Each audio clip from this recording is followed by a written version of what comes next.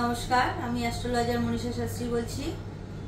বর্তমান সময়ে আপনাদের কোন দশা চলছে আর কিসের অন্তর্দশা চলছে আর প্রত্যন্তর্দশাটা কিসের চলছে সেটা আগে ভালো করে জেনে নিন।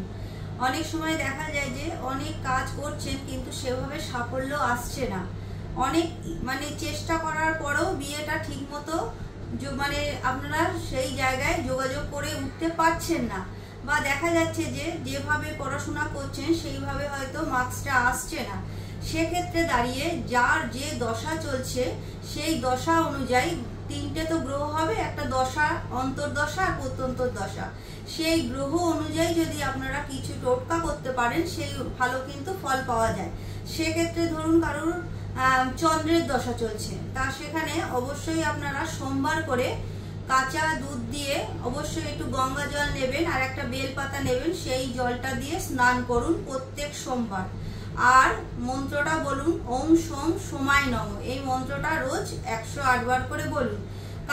কারুর ধরুন মঙ্গলের দশা চলছে, সেক্ষেত্রে আপনারা জলের সাথে কেশর নেবেন, কেশর দিয়ে অবশ্যই মঙ্গলবার দিন করে প্রত্যেক মঙ্গলবার স্নান করুন। ওম হুম মঙ্গলায় নম, এই মন্ত্রটা আপনারা যাদের দশা চলছে, পূর্ণ দশা চলছে, সেক্ষেত্রে এই টোটকাগুলো করুন। সেখানে হচ্ছে আপনারা অবশ্যই 108 বার করে ওম হুম মঙ্গলায় নম এই মন্ত্রটা বলুন। যাদের ধরুন বুধের দশা চলছে সেক্ষেত্রে অবশ্যই আপনারা দুটো এলাচ জলের সাথে মিশিয়ে স্নান করুন প্রত্যেক বুধবার। আর ওম বুং বুধায় নম এই মন্ত্রটা রোজ বলুন 108 বার। যাদের বৃহস্পতির দশা চলছে, অনেক সময় দেখা যায় যে বৃহস্পতির দশা চললে সবাই হয়তো ভাবে যে বৃহস্পতির দশা চলছে অনেক শুভ ফল পাওয়া যাবে, কিন্তু অনেক ক্ষেত্রে সেটা হয় না। কারণ ধরুন সিংহ রাশি বা সিংহ লগ্ন, বৃষ রাশি বা বৃষ লগ্ন, সেক্ষেত্রে কিন্তু বৃহস্পতিটা হচ্ছে সেই ক্ষেত্রে যাদের দশা চলছে সেক্ষেত্রে একাদশপতি থাকার সত্ত্বেও কিন্তু ওটা অষ্টমপতি হয়ে যাচ্ছে।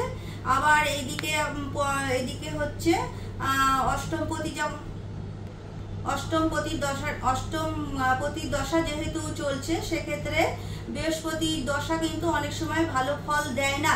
সেক্ষেত্রে আপনারা চানের জলের সাথে অবশ্যই গুঁড়ো হলুদ আর গঙ্গা জল মিশিয়ে স্নান করবেন। ওম ব্রিং বৃহস্পতায়ে নম এই মন্ত্রটা রোজ 108 বার করে পাঠ করবেন। যাদের ধরুন শুক্রের দশা চলছে তারা অবশ্যই জলের সাথে এক টুকরো কর্পূর মিশিয়ে স্নানটা করবেন। ওম সুং শুক্রায় নম এই মন্ত্রটা রোজ 108 বার করে বলবেন। যাদের শনির দশা চলছে সেক্ষেত্রে অবশ্যই আপনারা কালো তিল দিয়ে স্নান করবেন। সেক্ষেত্রে ওম সং শনিশ্চরায় নম এই মন্ত্রটা রোজ 108 বার করে পাঠ করবেন। যাদের ধরুন রবির দশা চলছে তারা অবশ্যই করে খাসখাস হয়, সেই খাসখাসের জ্বর দিয়ে বা মূল দিয়ে আপনারা স্নানটা করবেন। আর ওম ঘৃণী সূর্যায় আদিত্যায় নম এই মন্ত্রটা রোজ 108 বার করে পাঠ করবেন। কারণ দশার উপরে বেস করে কিন্তু মানুষের জীবনটা চলে। অনেক সময় দেখা যায় যে অনেক কিছু করার পরও শুভ ফল আসছে না। সেক্ষেত্রে দাঁড়িয়ে আপনাদের যে গ্রহটার দশা বর্তমানে চলছে সেই গ্রহটাকে আপনারা পাওয়ার আপ করুন।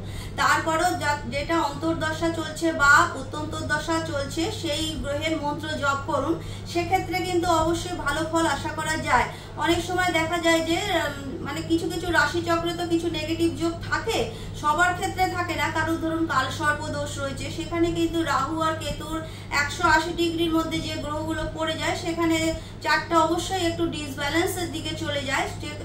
যাদের রাশি চক্রে এরকম কাল সর্প দোষ আছে তারা কিন্তু অবশ্যই সংক্রান্তির দিন বা পূর্ণিমার দিন দুধ চিড়ে কলা দিয়ে অবশ্যই মনসা মন্দিরে গিয়ে পুজোটা দিয়ে আসবেন নিজের নাম আর গোত্র ধরে। সেক্ষেত্রে যাদের যে দশাটা চলছে, যাদের নেগেটিভ কিছু যোগ রয়েছে, সেক্ষেত্রে যদি আপনারা সেই হিসাবে কিছু নিয়ম কানুন পালন করেন অবশ্যই কিন্তু শুভ ফল পাবেন। তবে মঙ্গলবার আর শনিবার অবশ্যই আপনারা নিরামিষ খাওয়ার চেষ্টা করবেন, সেক্ষেত্রেও কিন্তু অনেক শুভ ফল পাবেন।